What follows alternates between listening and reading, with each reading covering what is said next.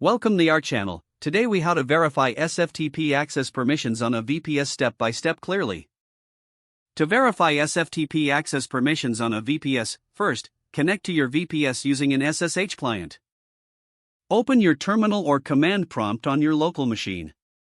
Enter the command to connect to your server, typically using SSH username at your _VPS_IP. Replace username with your actual username and your _VPS_IP with the IP address of your VPS.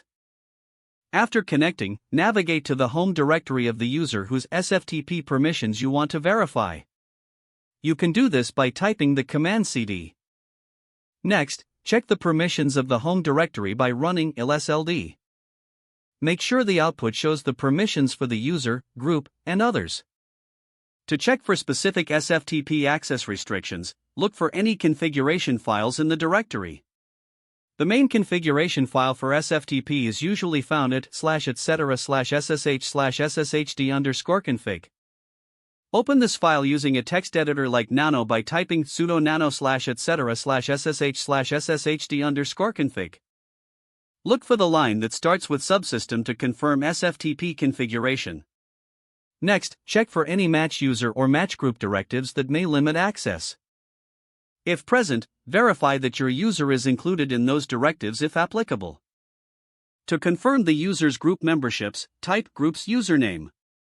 This command will list the groups the user belongs to, which can affect SFTP access.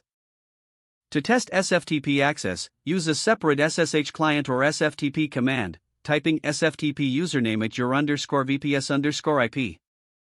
Check if you can log in and navigate directories. If access is denied, return to the configuration and permissions for further troubleshooting. Make sure that your SSH service is running by typing sudo system_status SSH. If it's not running, start it with sudo system_start SSH. Once you verify everything, exit your session by typing exit.